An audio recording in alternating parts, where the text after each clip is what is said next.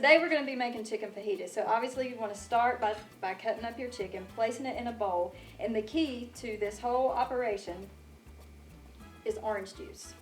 Okay? Fresh squeezed orange juice. You're going to see throughout the remainder of this episode that this is going to be what makes this recipe more healthy than a traditionally prepared fajita dish.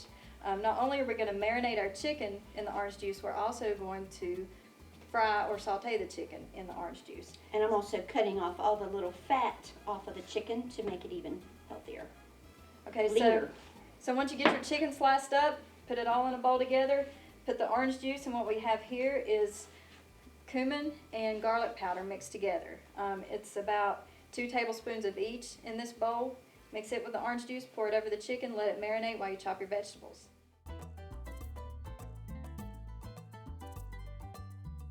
The second step in the process is actually chopping up the vegetables. Today we're using 2 staples of fajitas, which are bell peppers and onions. Feel free to add a variety of other vegetables.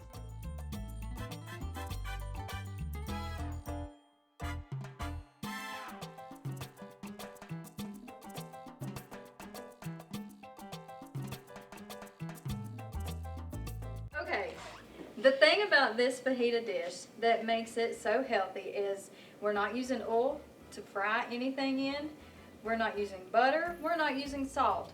We're straight up using orange juice, okay? We're gonna cook the chicken, the vegetables, everything in orange juice.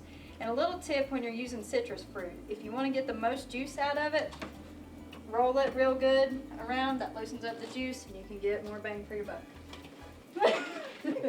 Angie's gonna take care of getting our juice ready, and we're gonna go ahead and add the onions and get them cooking. All right, folks, you're gonna be cooking this meal on medium-high to high heat the whole time. Especially when we get closer to the end, you're gonna see why it's important to have it on high heat.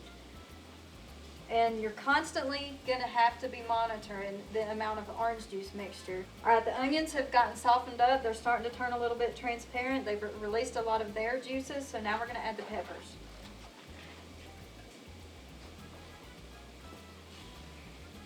Beautiful. Once the juice starts evaporating out from the middle of the pan, that's when you want to add just a little bit more. Add maybe 2 tablespoons at a time. So you're continuously adding the juice.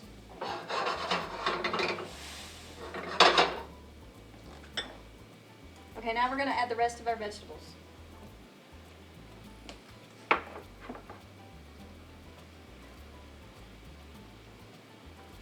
At this point, remember the cumin and the garlic powder seasoning we are marinating our chicken in. You want to add some of this to your vegetable mixture too while it cooks.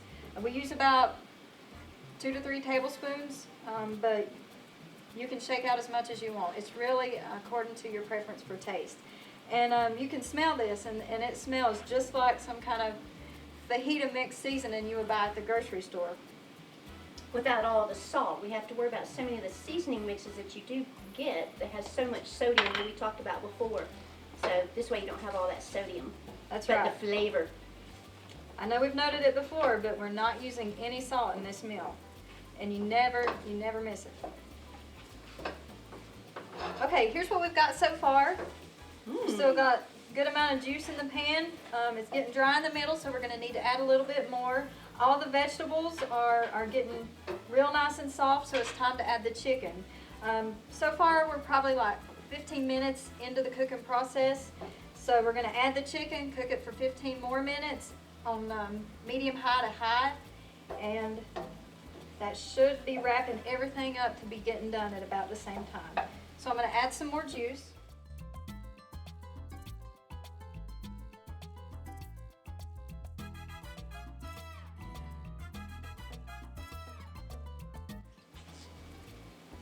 And now for the chicken.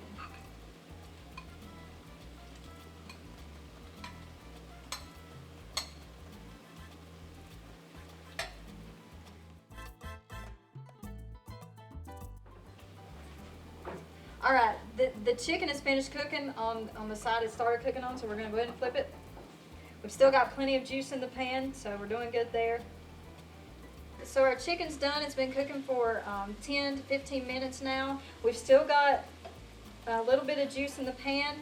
We're actually going to add just a little bit more because this last part of the cooking process is very important.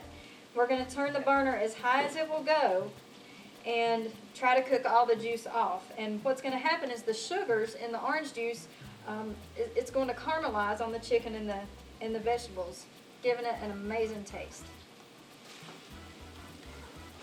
What's kind of funny about this is you're going to feel like you're burning the fajitas, but you're not.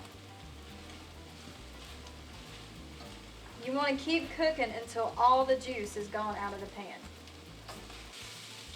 Okay. See how nasty the pan looks? It's actually really good though. It smells amazing, and we're pretty much done now.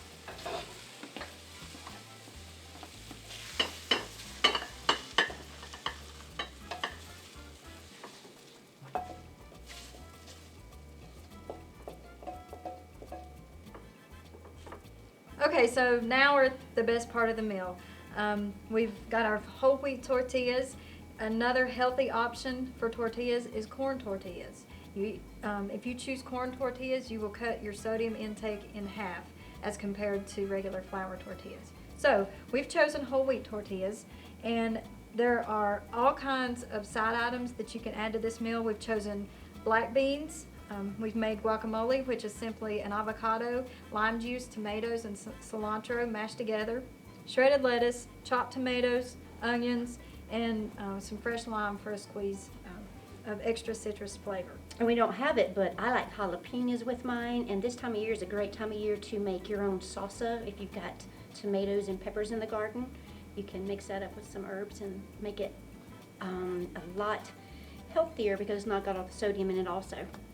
That's exactly right. And if you'll also notice how nicely our fajitas look is because we cut the vegetables in long strips, and so that it fits in the shell very nicely. So that wraps us up for today. Thank you folks for watching another episode of Interior Intact. We hope you'll tune in next time. Wrap it up. That's pretty good. Wrap up your fajita. Yeah, that's good, isn't it?